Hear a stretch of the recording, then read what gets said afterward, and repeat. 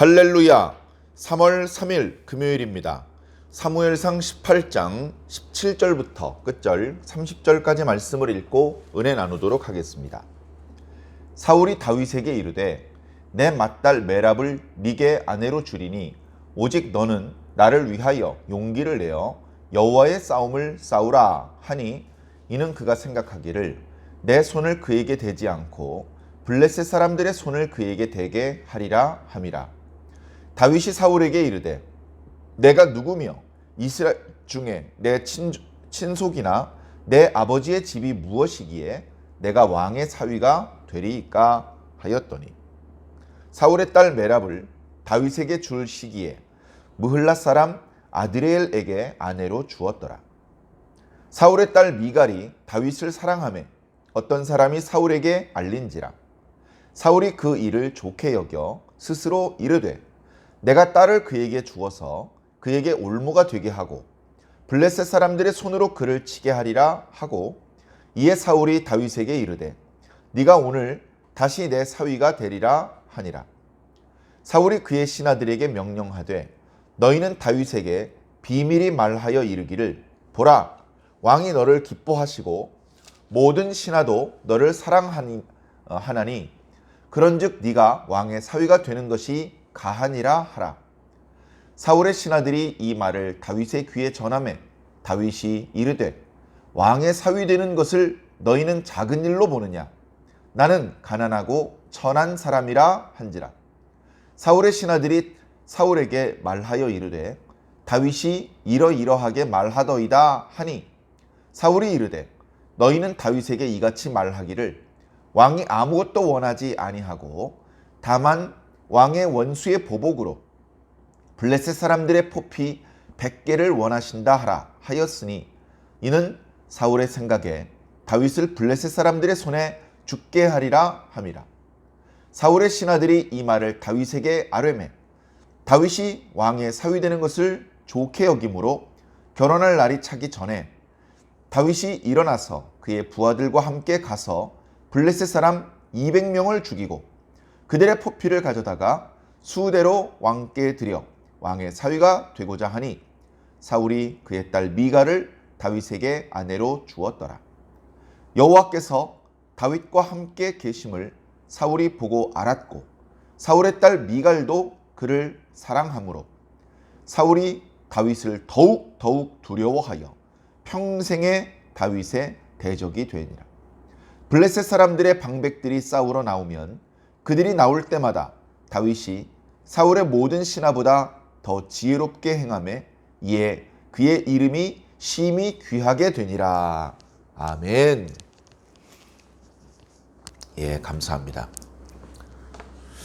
계속해서 사울은 하강하고 다윗은 상승하는 그런 내용의 말씀입니다.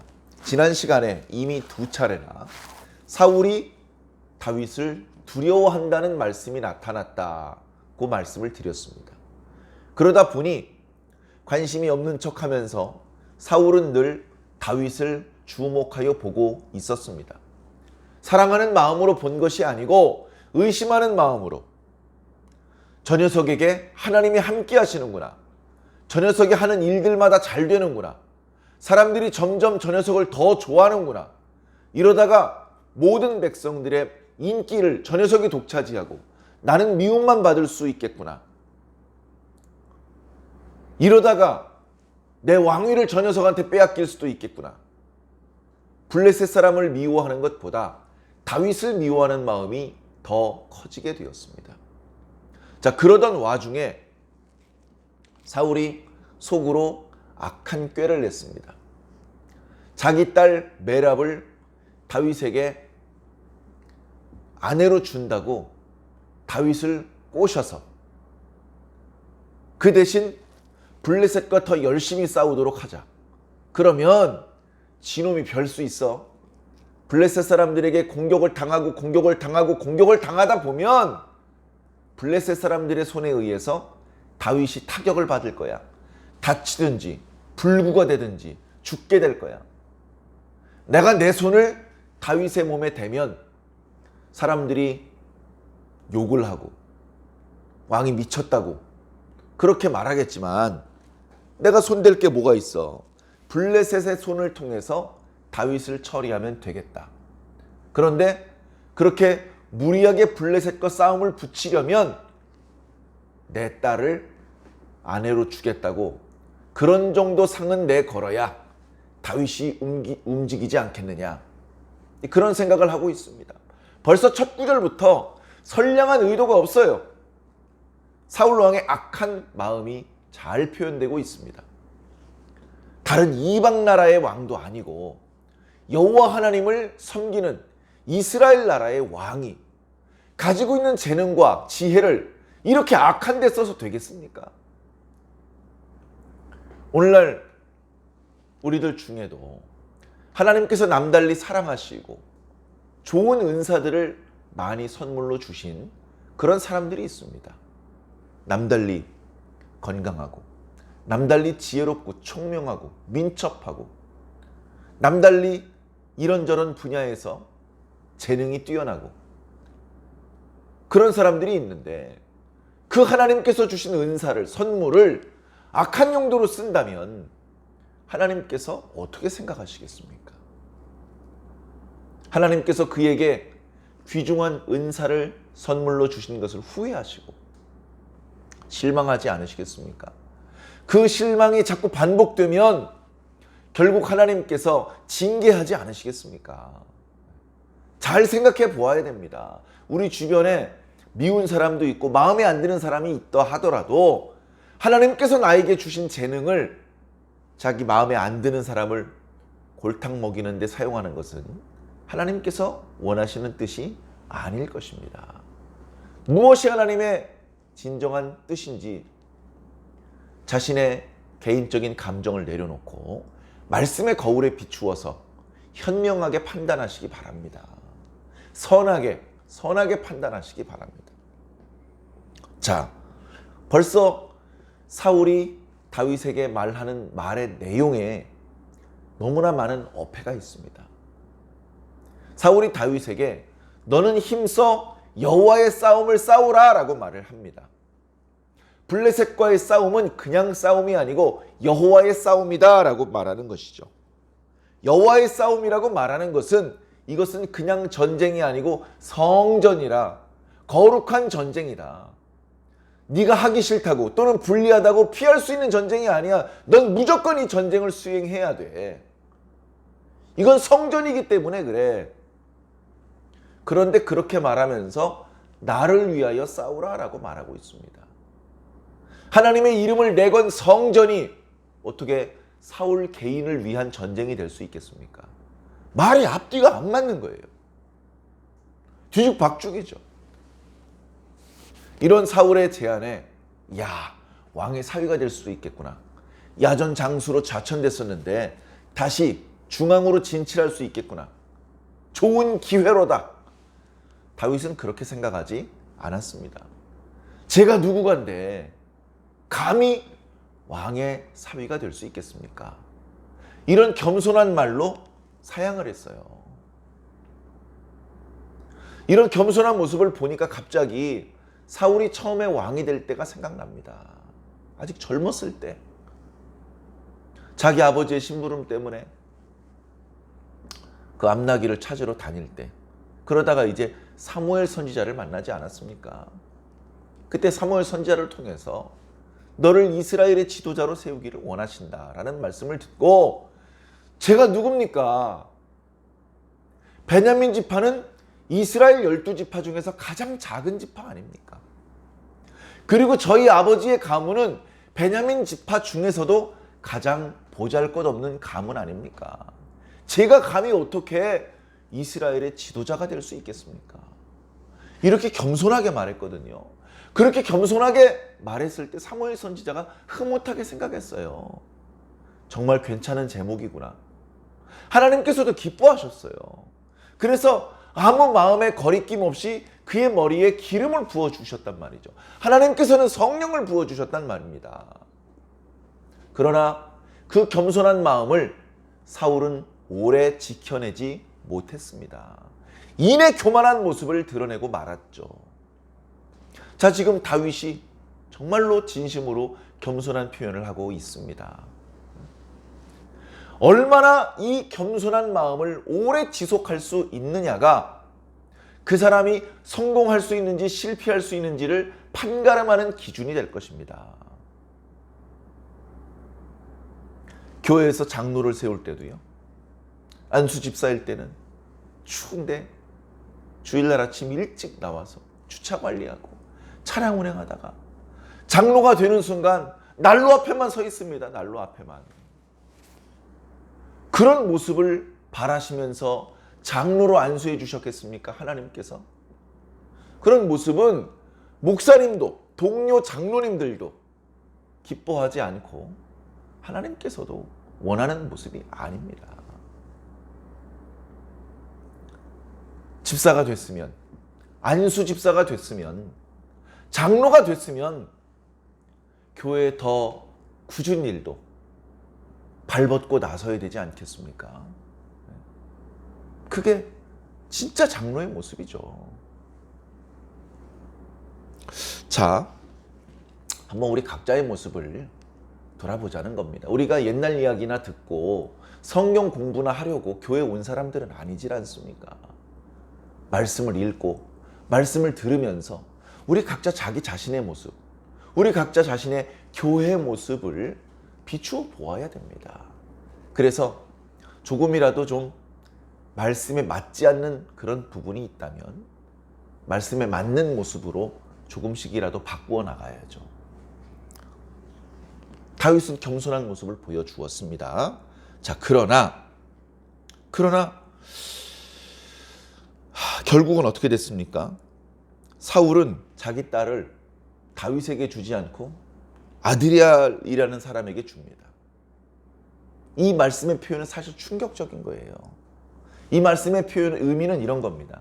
사실 사울은 자기 딸 메랍을 다윗에게 줄 마음이 없었어요. 이미 아드리엘이라는 사람에 주기로 약속이 다 되어 있는 상태입니다. 약속된 사람한테 딸을 준 거예요. 다윗에게 준다고 큰 소리 쳐놨는데 실제로는 다른 사람이 이미 약속되어 있었던 겁니다. 다윗에게 딸을 줄 생각은 없었고 그저 딸을 줄 것처럼 말을 해서 다윗이 무리하게 블레셋 사람들과 싸우게 만들고 블레셋 사람들의 손을 통해서 다윗을 죽이려는 사울의 악한 의도가 이렇게 잘 나타나고 있는 것입니다. 자, 그런데 장면이 바뀌어서 사울 왕에게는 딸이 둘이 있었잖아요. 첫째 딸 메랍은 아드리엘에게 줬는데 이제 둘째 딸 미갈이 있었습니다. 근데 미갈이 다윗을 사랑하는 거예요. 미갈이 다윗을 사랑하는 어떤 그런 모습을 신하들에게 들켰나 봅니다. 신하는 그 사실을 왕에게 이야기를 해주었더니 왕이 좋아합니다.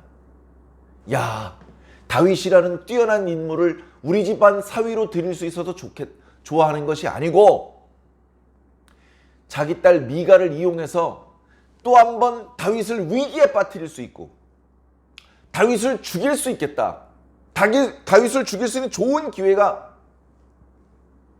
한 번 더 생겼다. 그런 마음으로 기뻐했던 겁니다. 여러분, 이런 기뻐하는 마음은요, 악한 마음입니다. 네? 자, 미갈이 그를 사랑하는 이야기를 듣고 또다시 다윗을 자기 사위로 만들려고 합니다.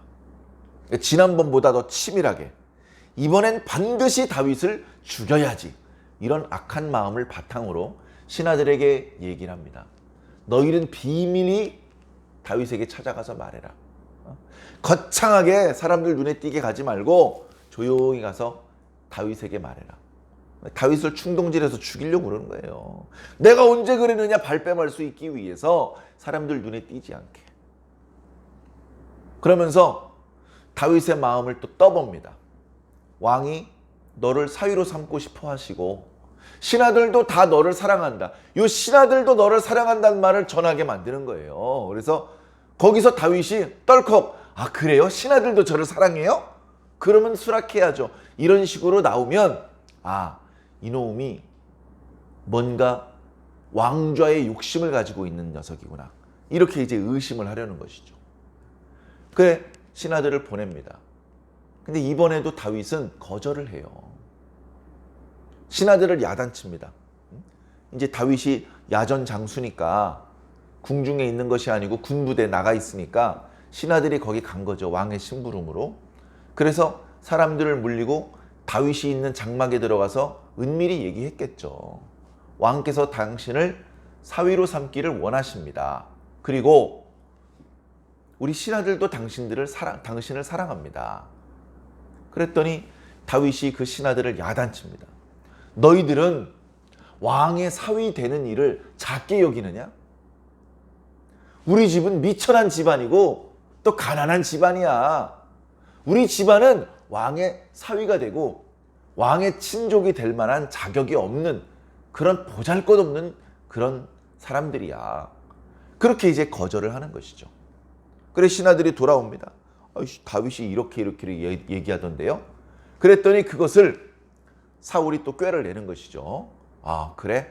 그러면 결혼할 때 신부의 가족들에게 큰 돈을 이렇게 예물로 바치는 그 관습이 있는데 자기 집안이 가난해서 그걸 못 바치는 거라고 생각을 하는 거라면 그런 이유라면 이렇게 이야기하도록 해라. 왕께서는 아무것도 바라지 않는다. 그저 이스라엘 민족의 원수 블레셋 사람들의 포피 100개를 원하신다. 이렇게 이야기를 했습니다. 포피라는 것은 남자가 포경 수술할 때에 띄어내는 그런 이제 가죽입니다. 그러니까 이제 그것이 이스라엘 사람들에게는 없어요. 왜냐하면 아주 어렸을 때 태어난 지 보통 8일 만에 할례를 행하기 때문에 이스라엘 남자들에게는 포피가 없는데 저 블레셋 사람들은 할례 받지 못한 이방인들이라는 겁니다.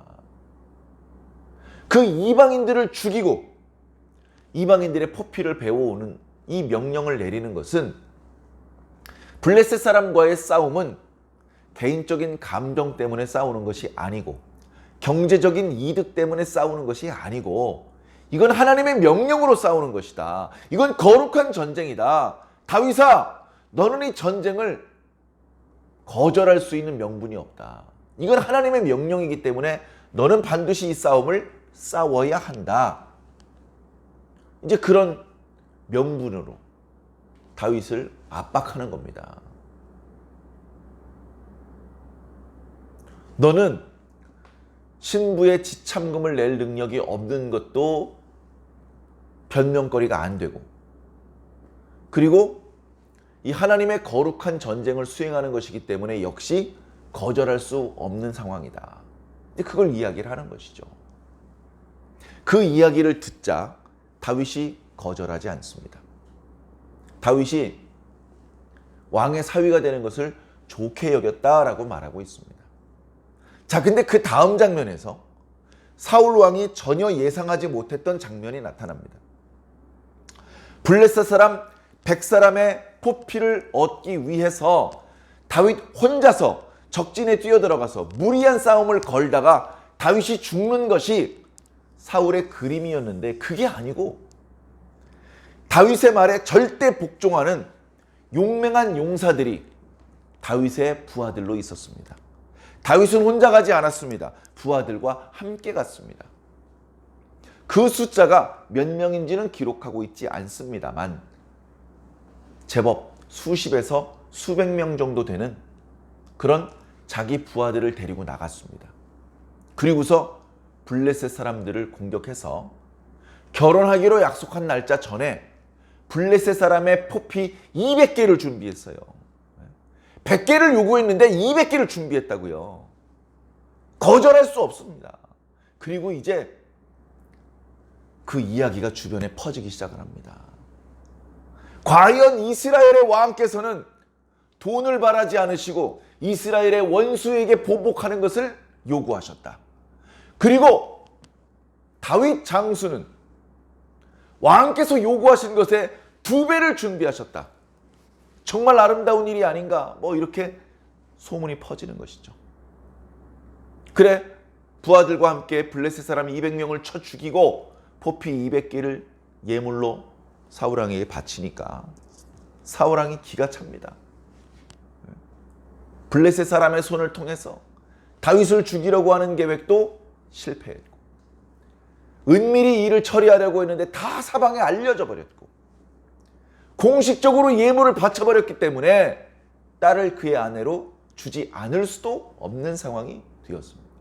그래 딸을 주었는데 참나 이게 웬일입니까? 자기 딸이 자기보다 다윗을 더 열렬히 사랑합니다. 자기 딸이 자기보다 다윗을 더 열렬히 사랑해요. 딸이 자기 편인 줄 알았더니 다윗 편입니다. 그리고 가만히 보니까 하나님께서 다윗과 함께 하셔요. 그러니까 어떻게 됩니까? 오늘 말씀에 벌써 세 번째 이렇게 얘기하고 있습니다.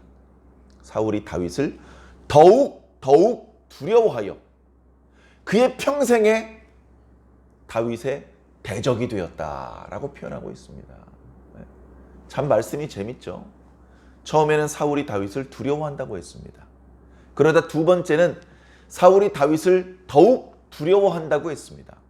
그리고 오늘 말씀에 사울이 다윗을 더욱 두려워한다라고 말하고 있습니다. 자, 그리고 그 뒤에 계속해서 사울은 하강하고 다윗은 상승합니다. 블레셋 사람들의 방백들이 싸우러 나오면 그들이 나올 때마다 다윗도 나가서 싸우고 사울 왕의 다른 신하들도 나가서 싸우는데 다윗이 더 지혜롭게 행하더라. 저는 옛날에 이 지혜롭게 행한다는 말의 의미를 잘 몰랐어요. 근데 이게 뭐냐면 전투를 수행할 때에 더 압도적으로 승리한다. 더 많은 전공을 세운다. 더 크게 승리한다. 이런 의미입니다. 그래 오늘 말씀 앞부분에도 사울이 시키는 모든 일에 다윗이 지혜롭게 행하였다라고 표현했던 것들이 바로 이런 겁니다. 사울이 시켰던 일은 블레셋과 싸우는 일이었고 지혜롭게 잘 행했다는 것은 매번 큰 승리를 거두었다는 뜻입니다. 자, 그러다 보니까 다윗의 이름이 점점 유명해집니다. 오늘 말씀 맨 마지막 부분에 보니까 다윗의 이름이 신하들 사이에서도 존귀하게 됩니다. 이렇게 되기까지 시간이 많이 걸린 게 아니에요. 다윗은 어쩌면 아직도 10대 청소년, 좋게 말해봤자 20대 초반입니다. 20대 초반. 뒤에 보면 다윗이 30살에 유다 지파의 왕이 됩니다. 그리고 37살에 이스라엘 12지파의 왕이 되죠. 그러니까 처음 왕이 된 것은 이제 30살이라고 보는데 그 30살에 다윗이 왕이 됐을 때 그 이전에 10년 동안 사울 왕을 피해서 도망 다녀요. 10년 동안. 그러니까 벌써 20살 때 도망자 신세가 되는 거예요. 20살 때. 지금 아직 도망자 신세가 아니잖아요. 그러니까 아직 20살도 안 된 겁니다. 20살 10대 후반이라니까요. 10대 후반인데 벌써 그의 이름이 유명하게 됐고 신하들이 다윗의 이름을 존귀하게 생각하는 그런 정도로 하나님께서 다윗을 급속도로 상승하게 하시는 겁니다. 그런 다윗을 왕은 질투하고 있고 두려워하고 있고 대적이라고 생각하고 있는 것이죠. 이 모든 것들은 하나님께서 하시는 일입니다. 하나님의 영이 사울을 떠나 다윗에게 임했습니다. 그 이유가 여러 가지로 설명드릴 수 있겠지만 오늘 말씀 속에 다윗은 겸손했고 사울은 겸손한 마음을 잃어버렸습니다. 사랑하는 성도 여러분, 우리가 하나님께 복을 받는 것을 여러 가지로 말씀드릴 수 있겠지만 겸손하시기 바랍니다. 겸손할 때 하나님께서 기회를 주실 것입니다. 겸손할 때 우리가 다소 실수를 저지르더라도 용서해 주실 것입니다. 겸손할 때 세컨 찬스를 주실 것입니다. 겸손할 때 큰 복을 주시고 우리의 지위를 높여 주실 것입니다. 사랑하는 성도 여러분, 어리석게 교만한 마음을 품지 말고 다른 사람을 미워하여 악한 꾀를 내지 말고 오직 하나님을 생각하면서 오직 하나님을 기쁘시게 하려는 마음을 품으시고 하나님과 이웃을 함께 사랑할 수 있는 그런 저와 여러분들이 꼭 되기를 예수님 이름으로 간절히 축원합니다. 아멘.